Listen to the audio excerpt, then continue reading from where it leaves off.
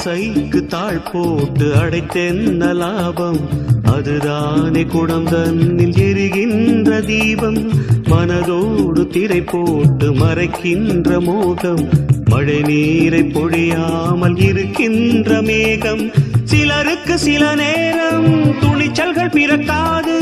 துணிச்சல்கள் பிறக்காமல் கதவுகள் திறக்காது. காட்டாத காதல் எல்லாம் மீட்டாத வீணையை போல். ஓ